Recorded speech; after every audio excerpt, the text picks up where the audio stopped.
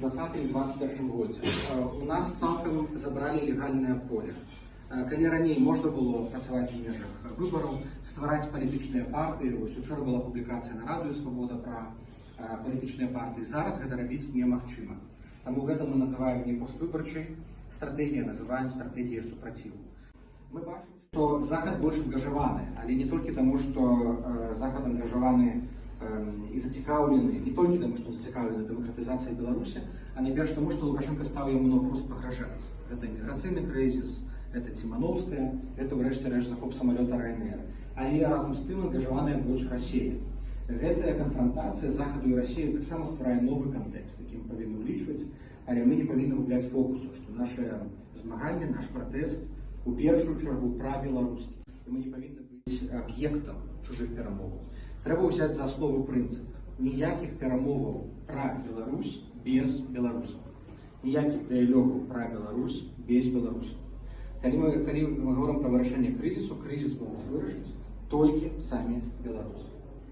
Ясна, што яны ўсе перасякаюцца, і гэта ўсё залежыць ад кантэксту дадзенага моманту. Кантэкст мяняецца. Беларусь у верасні 2021 года не тое самае, што Беларусь у сакавіку 2021 года. Сітуацыя да РНР і пасля гэта дзве розныя рэальнасці. Міграцыйны крызіс раздзяліў таксама. І мы павінны памятаць, што яна мяняецца і павінна быць досыць гнуткімі. Гэта значыць, наша праца з вамі і ў Беларусі за мяжой, яна павінна быць гнуткая. Наша дыпламатыя павінна таксама адаптавацца пад гэтай перамены. Але не спадзяваемся толькі на тое, што сістэма сама сябе знішчыць, і ёй трэба у гэтым актыўна дапамагаць. Ёсць, безумоўна, розныя падзеі, якія ўплываюць, і не ўсе падзеі залежаць ад нас, але мы можам ствараць умовы. І тады сітуацыя сапраўды можа пачаць развівацца вельмі хутка.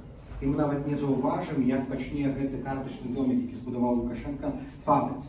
Але ёсць і іншая верагоднасць, што гэтая сітуацыя зацягваецца. Гэта тое, што робіць Лукашенко, прапаноўваючы канстытуцыйныя рэформы, адцягванне часу, спрабуе нейкім чынам проста забалбатаць перамены і транзіт улады. У гэтым выпадку мы павінны быць гатовыя змагацца на захаванне рэсурсаў і на пазбаўленне рэжым рэсурсаў. У гэтым выпадку, у выпадку другого сцэнарыя, пераможа той, у каго будзе больш рэсурсаў. Нам трэба змяніць суадносіны сілаў, рэпрэсіяў, узмацненне інтэграцыі, увядзенне нейкіх замежных сілаў. Гэта ўсё нестабільныя сцэнары, якія так ці інакш заканчваюцца перамовамі і правядзеннем новых выбараў. Мы ўсе з вами ад самага пачатку пагадзіліся, што мы хочам, каб беларуская рэвалюцыя была прыкладам, каб яна не была крывавая і каб яна была незваротная. А гэта значыць, каб потым пасля Лукашэнкі не прыйшоў новы Лукашенко.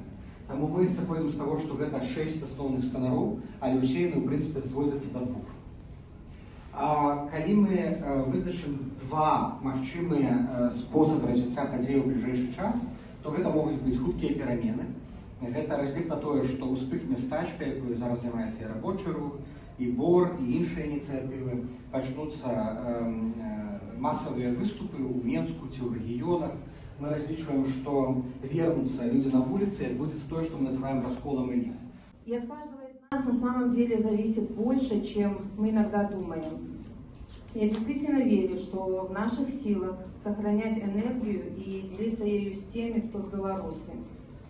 Верю, что небольшими, но последовательными шагами мы сможем освободить заключенных и сделать так, чтобы мы смогли вернуться на родину. И напоследок я еще расскажу об одном сообщении, которое я недавно получила в Инстаграм. Один белорус написал мне, что его жена и он, и все сообщество глухих, в котором он состоит, просят нас всех, чтобы мы в свои видео добавляли субтитры. Потому что им очень хочется понимать, о чем мы говорим. И я думаю, что это хороший пример к тому, что всегда есть то, чего мы еще не сделали, чего не попробовали и к чему пока не пришли. Поэтому еще раз благодарю всех, кто сегодня смог приехать, кто смог присоединиться онлайн. Я очень надеюсь, что нас впереди ждут 2 продуктивных дня работы. Спасибо вам большое.